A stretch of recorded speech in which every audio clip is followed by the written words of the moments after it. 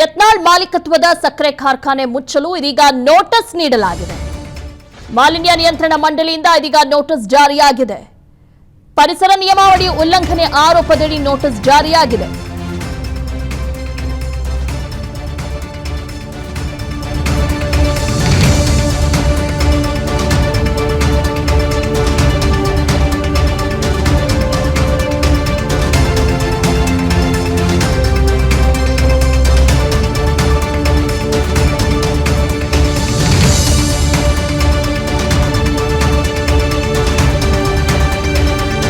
ಒಂದು ವರ್ಷದಿಂದಲೂ ಕೂಡ ಪರಿಸರ ನಿಯಮಾವಳಿಯನ್ನ ಉಲ್ಲಂಘನೆ ಮಾಡಲಾಗಿದೆ.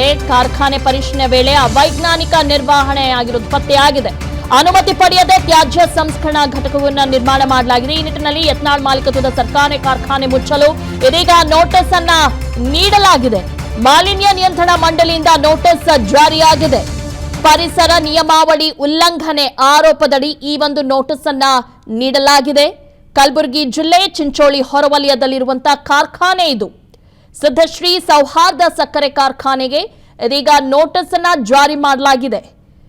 ಒಂದು ವರ್ಷದಿಂದಲೂ ಕೂಡ ಇವರು ನಿಯಮಾವಳಿಗಳನ್ನ ಉಲ್ಲಂಘನೆ ಮಾಡಿದ್ದಾರೆ.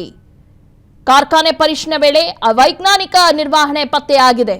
ಅಂದ್ರೆ ನಿಯಮಗಳು ಏನಿದ್ದಾವೆ ಅದನ್ನ ಇವರು ಉಲ್ಲಂಘಿಸಿದ್ದಾರೆ. ಇದರಿಂದ ಸಹಜವಾಗಿ ತುಂಬಾ ತೊಂದರೆ ಆಗ್ತಾ ಇದೆ. ಅಲ್ಲಿರುವಂತಹ ಜನರಿಗೆ ಅನುಮತಿ ಪಡೆಯದೆ ತ್ಯಾಜ್ಯ ಸಂಸ್ಕರಣೆ ಘಟಕವನ್ನು ನಿರ್ಮಾಣ ಮಾಡಿದ್ದಾರೆ.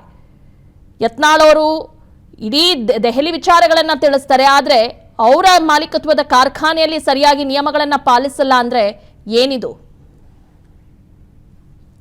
ಓಕೆ, ಎಲ್ಲದ್ರ ಬಗ್ಗೆ ಡೀಟೇಲ್ಸ್ ಅನ್ನ ನೀಡ್ತಾನೆ ನಮ್ಮ ಪ್ರತಿನಿಧಿ ವಿಶ್ವಕುಮಾರ್. ಬಸನಗೌಡ ಪಾಟೀಲ್ ಯತ್ನಾಳ್ ಒಳ್ಳೆ ಹೆಸರಿರುವಂತ ನಾಯಕ. ಇಂಥ ನಾಯಕರಿಗೆ ಸಹಜವಾಗಿ ಎಲ್ಲ ರೂಲ್ಸ್ ಅಂಡ್ ರೆಗ್ಯುಲೇಷನ್ಸ್ ಗೊತ್ತಿರುತ್ತೆ. ಅವರೇ ಈ ರೂಲ್ಸ್ ಅನ್ನ ಬ್ರೇಕ್ ಮಾಡಿದ್ರೆ ಹೇಗೆ ಅಂತ?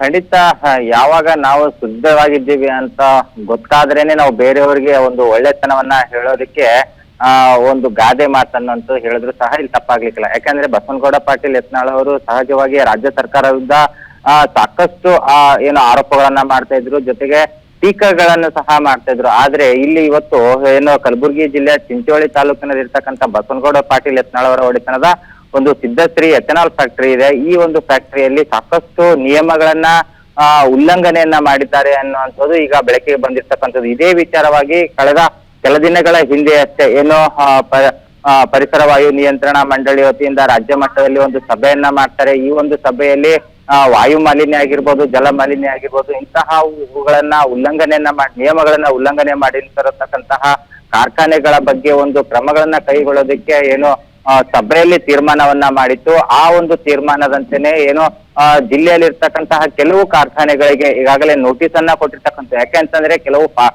ಕಾರ್ಖಾನೆಗಳಿಂದ ರೈತರ ಜಮೀನುಗಳಿಗೆ ತೊಂದರೆ ಆಗ್ತಾ ಇದೆ, ಜೊತೆಗೆ ರೈತರು ಬೆಳೆದಿರ್ತಕ್ಕಂತಹ ಬೆಳೆಗಳಿಗೆ ತೊಂದರೆಯನ್ನ ಆಗ್ತಾ ಇದೆ ಅನ್ನುವಂತ ಕಾರಣಕ್ಕಾಗಿ ಸಾಕಷ್ಟು ದೂರುಗಳನ್ನ ಬಂದಿತ್ತು. ಈ ಒಂದು ವಿಚಾರವನ್ನ ಪರಿಗಣಿಸಿರ್ತಕ್ಕಂತಹ ವಾಯುಮಂಡಳಿ ನಿಯಂತ್ರಣ ಮಂಡಳಿ ಏನಿದೆ ಅದು ಸಾಕಷ್ಟು ಬಾರಿ ಪರಿಶೀಲನೆಯನ್ನ ಮಾಡಿರ್ತಕ್ಕಂಥದ್ದು. ಎಥೆನಾಲ್ ಕಾರ್ಖಾನೆಯಲ್ಲಿ ಕಲುಷಿತವಾಗಿರ್ತಕ್ಕಂತಹ ಕೆಮಿಕಲ್ ಮಿಕ್ಸ್ಡ್ ಆಗಿರ್ತಕ್ಕಂತಹ ನೀರನ್ನ ರೈತರ ಜಮೀನುಗಳಿಗೆ ಬಿಡುವಂತದ್ದು, ಜೊತೆಗೆ ಏನು ಅಲ್ಲಿ ಕೆಲವೊಂದು ನಿಯಮಗಳನ್ನ ಕೈಗೊಳ್ಬೇಕಾಗಿತ್ತು. ಈ ಒಂದು ನಿಯಮಗಳನ್ನ ಕೈಗೊಂಡಿಲ್ಲ ಅನ್ನುವಂಥದ್ರ ಬಗ್ಗೆಯೂ ಸಹ ದೂರನ್ನ ಸಲ್ಲಿಸಿದ್ರು. ಅದರ ಜೊತೆಗೆ ಸುಮಾರು 1.5 ಕೋಟಿಗೂ ಅಧಿಕ ಒಂದು ದಂಡವನ್ನು ಸಹ ಹಾಕಿದ್ರು. ಆದ್ರೆ ಈ ದಂಡವನ್ನು ಸಹ ಪಾವತಿಯನ್ನ ಮಾಡದೇ ಇರ್ತಕ್ಕಂಥದ್ದು ಈ ಒಂದು ನೋಟಿಸ್ ನಲ್ಲಿ ಉಲ್ಲೇಖವಾಗಿದೆ ಅಂತಾನೆ ಹೇಳಲಾಗ್ತದೆ. ಜೊತೆಗೆ ಈ ಕಾರ್ಖಾನೆಯನ್ನ ಬಂದ್ ಮಾಡೋದಕ್ಕೂ ಸಹ ವಾಯುಮಂಡಳಿ ನಿಯಂತ್ರಣ ಮಂಡಳಿ ಮುಂದಾಗಿರ್ತಕ್ಕಂಥದ್ದು.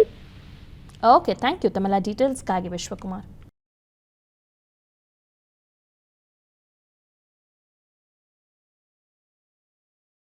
ಸ್ಟಾಕ್ ಮಾರ್ಕೆಟ್ನಲ್ಲಿ ಹಣ ಗಳಿಸಬೇಕೆ? ಭಯ ಬಿಡಿ, ಹೂಡಿಕೆ ಮಾಡಿ. ತಿಳಿಯಿರಿ ಸಣ್ಣ ಸಣ್ಣ ಟ್ರಿಕ್ಸ್. ಗೊತ್ತಿಲ್ಲದೆ ಸ್ಟಾಕ್ ಟ್ರೇಡಿಂಗ್ ನಲ್ಲಿ ದುಡ್ಡು ಕಳ್ಕೊಂಡಿದ್ದೀರಾ? ಸ್ಟಾಕ್ ಇನ್ವೆಸ್ಟ್ಮೆಂಟ್, ಸ್ಟಾಕ್ ಟ್ರೇಡಿಂಗ್ ವ್ಯತ್ಯಾಸ ಗೊತ್ತಿಲ್ವೇ? Equity, ETF, derivatives, option contract ಅರಿತು ಲಾಭ ಗಳಿಸಬೇಕೆ? ಚಿಂತೆ ಬೇಡ, 3 ದಿನದಲ್ಲಿ ಕಲಿಯಿರಿ ಸ್ಟಾಕ್ ಮಾರ್ಕೆಟ್ ಸೀಕ್ರೆಟ್ಸ್. ನುರಿತ ತಜ್ಞರಿಂದ ಪಕ್ಕಾ ಟ್ರೈನಿಂಗ್ ಪಡೆಯಿರಿ. ಸಂಪರ್ಕಿಸಿ. ಅನುಕ್ಷಣದ ಸುದ್ದಿಗಳಿಗಾಗಿ ವಿಸ್ತಾರ ನ್ಯೂಸ್ ಯೂಟ್ಯೂಬ್ ಚಾನೆಲ್ ಸಬ್ಸ್ಕ್ರೈಬ್ ಮಾಡಿ. ಹೊಸ ಸುದ್ದಿಗಳ ನೋಟಿಫಿಕೇಶನ್ಗಾಗಿ ಬೆಲ್ ಐಕಾನ್ ಕ್ಲಿಕ್ ಮಾಡಿ. ಲೇಟೆಸ್ಟ್ ಅಪ್ಡೇಟ್ಸ್ಗಾಗಿ www.vistaranews.com ವೆಬ್ಸೈಟ್ಗೆ ವಿಸಿಟ್ ಮಾಡಿ.